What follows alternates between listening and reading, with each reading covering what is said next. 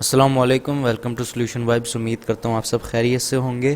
Blogging के complete course की हमारी सेकंड वीडियो है जिसमें हम बात करेंगे निश के बारे में कि व्हाट इज़ निश, निश होती क्या है और इसके सिलेक्शन क्यों ज़रूरी है। अगर मैं बात करूँ कि निश क्या होता है या क्या होती है, तो अगर आपने किसी भी चीज़ के बारे में आपको इंटरेस्ट है या आपने स्टडी की हुई है, आप जानते हैं उसके बारे में, तो और उसके स्पेसिफिक टॉपिक के बारे में आप ब्लॉग्स लिखते हैं, कुछ भी लिखते हैं, तो वो आपकी निश होती है। फॉर एग्जांपल मैं सिंपल वर्ड्स में आप लोगों को समझाता हूँ कि आप लोगों को ट्रैवलिंग का शौक़ है, ठीक है, और आप लोगों को ट्रैवलिंग के बारे में लिखना, सर्च करना पसंद है, तो आप लोग क्या करते हो, पहला ब्लॉग लिखते हो ट्रैवलिंग के बारे में, दूसरा आप सोचते हो कि भाई मैंने ट्रैवलिंग के बारे में ही लिखना है, ठीक है।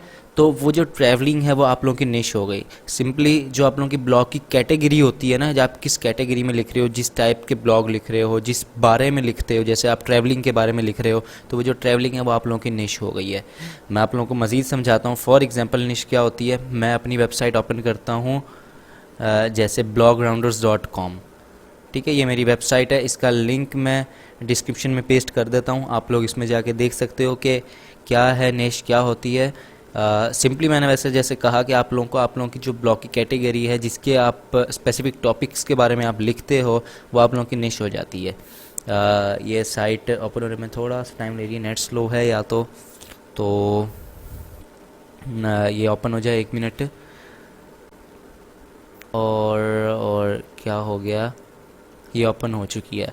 अब मैं अगर ज़रा अपनी वेबसाइट पे आऊँ, देखें, ये सिंपल ट्रैवल के बारे में मैं लिख रहा हूँ, ये एक मेरी निश है।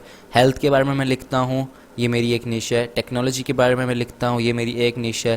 और डेली लाइफ के बारे में मैं लिखता हूँ, ये मेरी एक निश है। मतलब मैंने 4 निश सेलेक्ट की हुई हैं जिनके ऊपर मैं क्या कहते हैं, राइटिंग करता हूँ। अगर मैं ये देखें ब्लॉग्स वाले पार्ट में आऊँ तो देखें इधर भी यही है, ट्रैवल, हेल्थ, टेक्नोलॉजी और डेली लाइफ, ये मेरी निश हो गई। ये मतलब ये मेरी कैटेगरीज हैं जिनके बारे में मैं लिखता हूँ।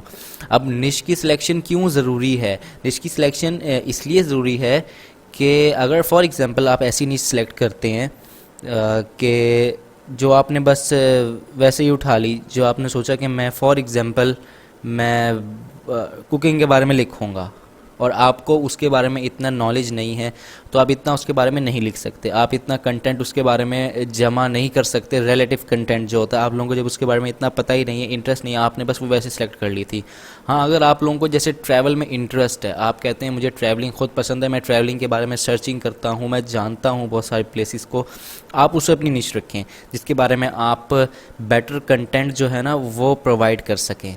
तो अब जैसे ट्रैवल के बारे में, मुझे ट्रैवलिंग का शौक़ है, तो मैंने अपनी ट्रैवलिंग की निश रखी हुई है, जैसे थाईलैंड के बारे में है। और ये अब मैंने रखी हुई है, क्या कहते हैं, डेली लाइफ में, कि डेली लाइफ में मुझे इंटरेस्ट है कि मैं डेली लाइफ हैक्स बताता हूँ कि क्या होता है, और मोटिवेशन या जो भी होता है।